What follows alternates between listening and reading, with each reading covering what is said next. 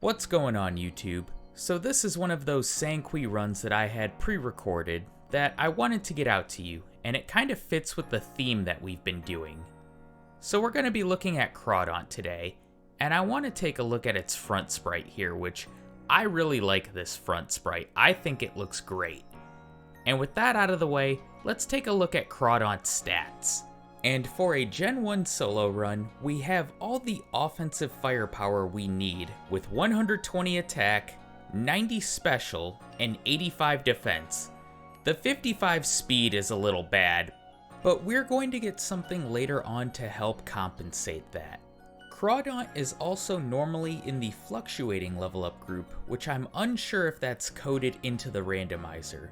Which the fluctuating level group, from what I've heard, it's the fastest to level in the early game, but slows down a lot later on in the late game as you get the higher levels. Speaking of levels, I battled the 3 bug catchers in the forest and the junior light years trainer, and we're at level 11 as we begin the battle with Brock. Bubble takes down both of his Pokemon easily, and we're at level 12 as we finish. So maybe it is coded in? I'm not sure. But either way, Crawdaunt is going to be showing no signs of slowing down anytime soon. We can go ahead and just pick this up in Mount Moon, where we take the Superior Fossil in the Dome Fossil.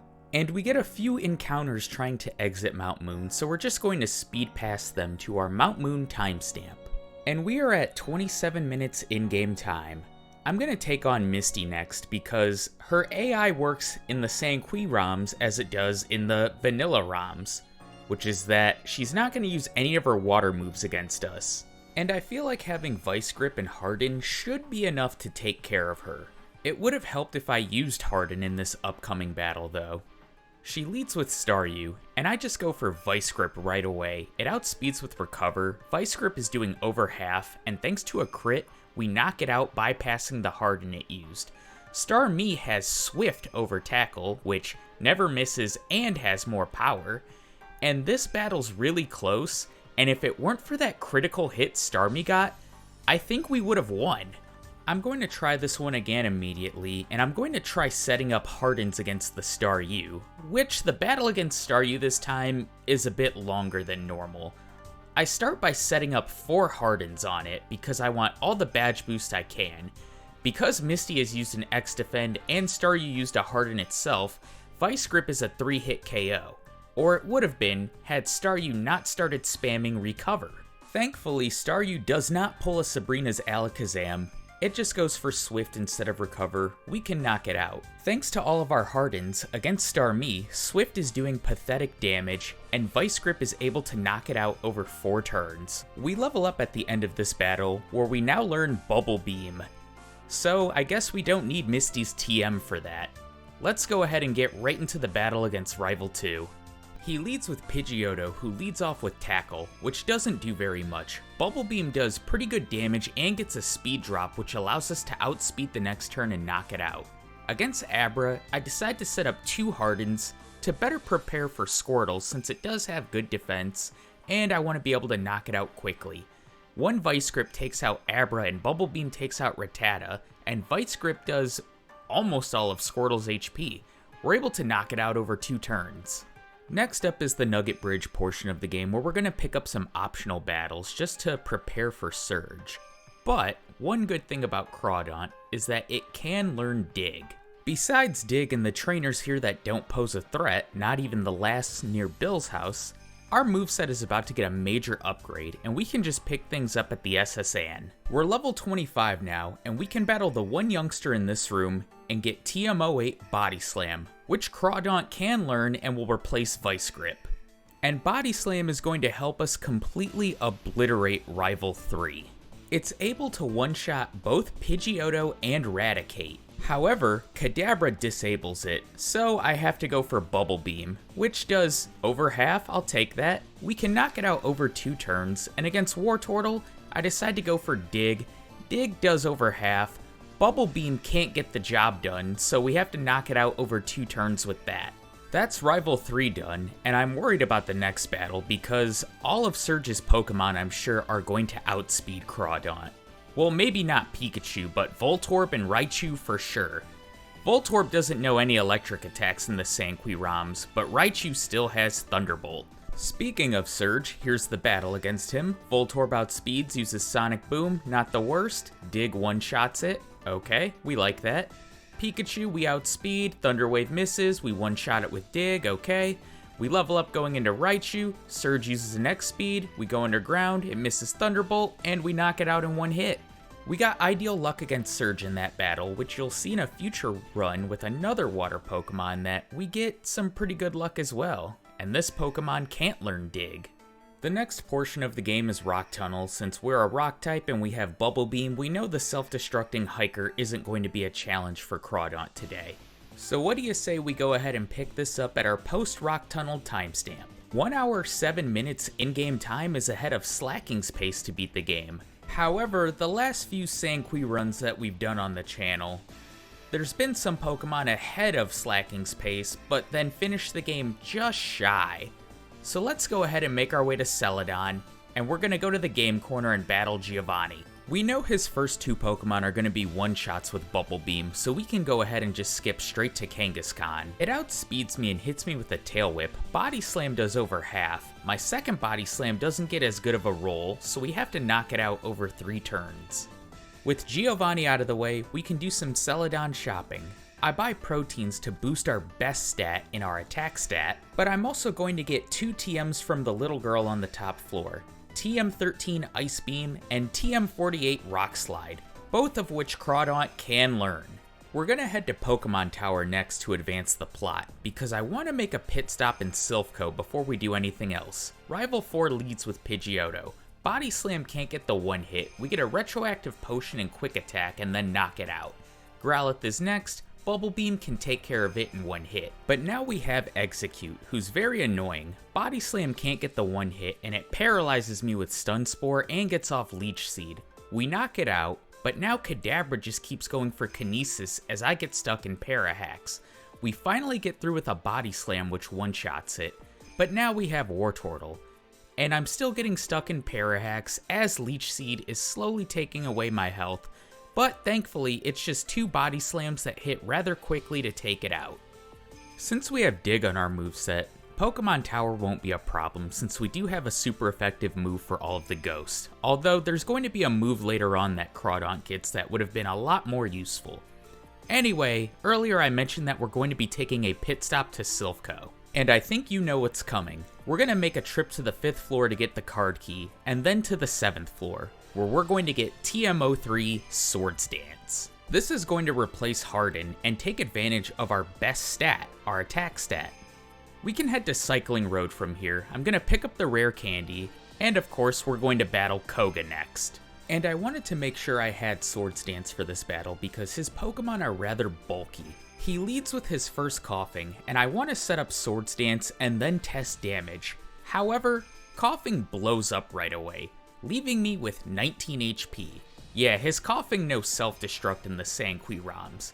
Thankfully we do outspeed Muck, we one-shot it with Dig, we outspeed Coughing number 2 and it blows up while we're underground, which we come up from underground and one-shot Wheezing. We get a boost to our speed with Koga's badge, which is nice, and are now able to use Surf outside of battle, once we get Surf. So let's go ahead and head to the Safari Zone where we can pick up the final HMs of the run. And I know I've mentioned this in the previous videos with water Pokemon, but like with Crawdaunt, I'm not going to put Surf on its moveset. The reason being is that so far through this playthrough it has a very diverse move pool, and I really don't want to mess that up and burden it with Surf, which we can't get rid of. And when playing through this, I didn't know if I would need Ice Beam at some point, Blizzard, heck even Rock Slide, or maybe even learning a new move via level up. One battle coming up that I may have to change my moveset for is Rival Fivel, which we're going to be heading to Silphco after the Safari Zone. I decided to get that out of the way before tackling Blaine. While we do have a type advantage over Blaine, and while his badge would help boost our special and probably help out for the remaining gym leaders, I wanted to tackle them in quick succession. We've got the battle against Rival Fivel though. I'm going to set up 3 Swords Dance. Pidgeot cooperates by going for Whirlwind 2 of those 3 turns, and from here, it's a one-shot sweep with Body Slam. I'll admit that one reason I didn't go to Blaine right away as well is because I prefer to get the Lapras for both Surf and Strength. We've got the battle against Giovanni next, and this one could have been scary, and I'll explain why. He leads with Nidorino. I set up a Sword Stance to prepare for his remaining Pokemon. I go for Dig, and you see that it used Double Kick. That probably could have did big damage to Crawdaunt. I set up another Sword Stance on Kangaskhan. Body Slam is able to one-hit it. Rhyhorn, we have Bubble Beam for it, and against the Nidoqueen, I decide to go for Dig just to guarantee the one-shot. And we level up after the battle, and we have the opportunity to learn Night Slash. With Sabrina coming up, this is going to come in handy. And although it does have an increased chance to crit, with our Dark typing, this will give us stab damage when it doesn't. And you might be wondering why I'm not digging out of Silphco right away. Well, that's because I want to go to the 10th floor. We can get the Carbos, the Rare Candy, and TM26 Earthquake. Even though Crawdaunt can't learn Earthquake, it's an item we can sell for extra money just in case. So after we get those, we can go ahead and battle Sabrina. And against her opening Kadabra, I'm going to start by setting up 2 Sword Stance. And you might be thinking, why? Well, remember how annoying Sanqui Venomoth is? I want to make sure I one-shot that thing into oblivion. Which, I do one-shot Kadabra and Mr. Mime with Night Slash. Out comes Venomoth, I decide to go for Dig, it misses Sleep Powder, we one-shot it, and last is Alakazam, who will also go down in one Night Slash. And I should correct myself by saying that the setup was to make sure we outspeed it, because had it put us to sleep, it would have used Signal Beam on us, which is super effective against Crawdaunt, because Dark types are weak to Bug types. But that's enough ranting from me. You see we're heading to Cinnabar Island now to take on Blaine. While we don't have a water attack on our moveset, we still have Dig, but we're actually not going to use Dig in this battle. Against the first Growlithe, I'm going to set up 2 Sword Stance. It goes for Takedown and misses a second Takedown, and from here, I can sweep. We one-shot Growlithe with Body Slam, we one-shot Ponyta with Body Slam, Rapidash, we outspeed and one-shot it with Body Slam. Blaine uses a turn 1 Super Potion on Arcanine. We don't one-shot it, however we do paralyze it and are able to take it out the next turn. Alright, I said these next few gym leaders were all going to be in rapid succession, so let's go ahead and dig out of here and fly to Celadon to take on Erica. And just like with Blaine, all of her Pokemon are a one-shot sweep with Body Slam. No setup needed because, well, we overleveled them by a good 12 to 13 levels. All that's left is Giovanni for the final time, so let's go ahead and fly to Viridian to take him on. We're level 44 now and have Crabhammer on our moveset. I set up a Sword Stance, but it really wasn't needed in this battle. Crabhammer was able to one-shot his entire team. Granted, against the Nidos it did get a critical hit, and it got a critical hit on Rhydon. But Rhydon is 4 times weak to it, so I think it would have one-shot it without it anyway. That's all 8 gym badges down with the 6 toughest trainers remaining. Normally Rival 6 is a problem for some Pokemon, and a point where we need to use rare candies. But for Crawdaunt, not so much. Against Pidgeot, I'm gonna set up 3 Sword Stance. It hits me with Wing Attack, Roost, and Wing Attack. And from here, we can one-shot sweep all of his Pokemon. We either have an attack that is super effective, or neutrally effective against every single one. Normally this is the part where we talk about the league, and I know what you're thinking. The league is going to be simple for Crawdaunt. At least that's what I think you're thinking. But remember, Lorelei in the Sanqui ROMs, her Dugong is a huge troll. It has Signal Beam, a bug-type attack, which we're weak to, which can also cause confusion. Not to mention Bruno's Machamp could probably be an issue for us, along with Lance's Dragons. And I should say more so his Dragonairs because they do have Thunder Wave in this randomizer. Also, do you remember at the beginning of the video when I said that I wasn't sure if the fluctuating level group was coded into the randomizer? Well, I think it is, because when we arrive at the league, we're level 48. Normally I would put our pre-Lorelei timestamp here, but I want to keep the suspense going for Crawdaunt's final in-game time. As far as the battle against Lorelei herself, well, just watch. We're pretty underleveled, so I set up a Sword Stance. Signal Beam does over half my HP, Body Slam can't knock out Dewgong, and Signal Beam gives me my first loss since Misty. I try again after using rare candies to bring myself up to level 55. Signal Beam is doing just under half. We can't knock out Dewgong, but Signal Beam confuses us, and I hit myself for another loss. Okay, Battle 3, we make some progress. I now have Rock Slide on my moveset. After one Sword Stance, it's able to one-shot Dewgong, which is nice. Cloyster, I go for Rock Slide, and we also get a one-shot on it. Awesome. Slowbro, we have Night Slash for it, so that's 3 down. Jinx, however, outspeeds me, hits me with Body Slam, and paralyzes me. It gets off chip damage with Body Slam as I get stuck in para hacks. Finally, we hit it with our Body Slam to knock it out. Lapras outspeeds us, Body Slam, crits and KOs us. So that last battle looked pretty promising. Can I get some better luck in this one? Well, like usual, we set up Sword Stance, get hit with Signal Beam, we go for Rock Slide, we're going to one-shot Dewgong. Okay. Cloyster's next, we're going to go for Rock Slide, we one-shot it as well. Against Slowbro, I'm going to set up Sword Stance, hoping that I can outspeed Jinx because there's nothing Slowbro can do to us. Body Slam, we crit so we don't knock it out, but we knock it out with the next Body Slam. Jinx, okay, we now outspeed it, we one-shot it. Perfect, all that's left is Lapras, I'm going to go for Rock Slide, and that's a one-shot as well. Lorelei, on the 4th attempt. And next we have Bruno, who we do have a type weakness to. Hitmonlee and Machamp are very capable of knocking us out. But let's not talk about it, let's just get right into the battle. Against his first Onix, I set up a Sword Stance. It misses Screech, I go for Night Slash because it does neutral damage, we knock it out in one hit. I get a Gen 1 miss on Hitmonchan as Bruno uses an X Defend. I set up another Sword Stance and get hit with Mega Punch. Body Slam is able to one-hit Hitmonchan. We one-shot Hitmonlee as well. We level up going into the second Onix, and I decide to set up one final Sword Stance. It hits me with Double Edge, which doesn't do a lot, and barely hangs on from Night Slash. It goes for Dig and gets a critical hit to bring us to half. Body Slam knocks it out, but if Machamp hits us, we're done for. Body Slam thankfully gets the one-shot. Alright, that's done. I really didn't want to have to start from the beginning again and go through that Lorelei battle again. But next we have Agatha, who I think will be the easiest member of the league. She leads with her first Gengar, who has a move buff in the Sanqui tool. It flinches me with Dark Pulse, and then gets chip damage with Shadow Punch, before Night Slash one-hit KOs it. Golbat outspeeds and goes for Haze, which is fine. I set up a Sword Stance. She switches to Haunter, as Rock Slide one-hit KOs it. Golbat comes back out and goes for Swift, and just like Haunter, it goes down to one Rock Slide. I'm hoping we outspeed Arbok, which we do, and Body Slam is able to get the one-shot. We level up, and we have the opportunity to learn Crunch, which I think about, and I decide not to. Out comes the final Gengar, it hits me with Shadow Ball, and Night Slash gets the one-hit KO. This attempt looks like it could be the one through the league.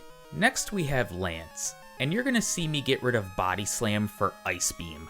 It was a tough choice to get rid of Body Slam, but I think Night Slash and Rock Slide are gonna be more useful against the champion.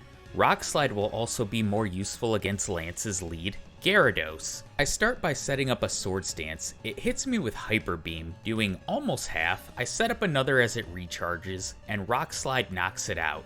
And from here, it's going to be a clean one-shot sweep on the rest of his team. Aerodactyl does hit me with Takedown, but it doesn't do enough damage for me to worry. We're moving on to the champion. You'll see me check my experience before the battle, and I pop a rare candy because I don't want to level up in the middle of the champion battle. Setup is going to be key, so let's just hop right into it. The champion leads with Pidgeot, who outspeeds us and goes for Sky Attack. I set up Sword Stance because I want to outspeed some of the later Pokemon. Sky Attack hits and does nearly half of our HP. Ice Beam hits and gets the one-shot. Alakazam is next, and this thing's attacks can't affect me, so I decide to set up my remaining 2 Sword Stance. We outspeed it after a full setup, and Night Slash gets the one-hit KO. Rhydon is next, and this thing is the main reason I kept Ice Beam on the moveset. It's super effective, it has bad special, we get the one-hit KO. Arcanine, we can switch to Rock Slide, we'll get another one-hit KO. Exeggutor is the main reason I kept Night Slash on the moveset, we get another one-hit KO, crit probably mattered there. We level up going into the Blastoise, who now outspeeds us and hits us with Water Pulse. But it doesn't do enough, and Rock Slide is able to get the one-hit KO. Crawdaunt has done it, and overall this was a very fun run. And I miss doing these Sanqui runs. I do have a few pre-recorded runs that I've done, along with the Gardevoir run that I still need to put out, that I've had footage for over a year now. So if you guys want me to post some of those unreleased videos, let me know. I also am still working on my own backports and plan on doing more for the channel. As far as Crawdaunt goes, it finishes the game at level 59 with a final in-game time of 2 hours and 47 minutes. Oh so close to matching Slacking.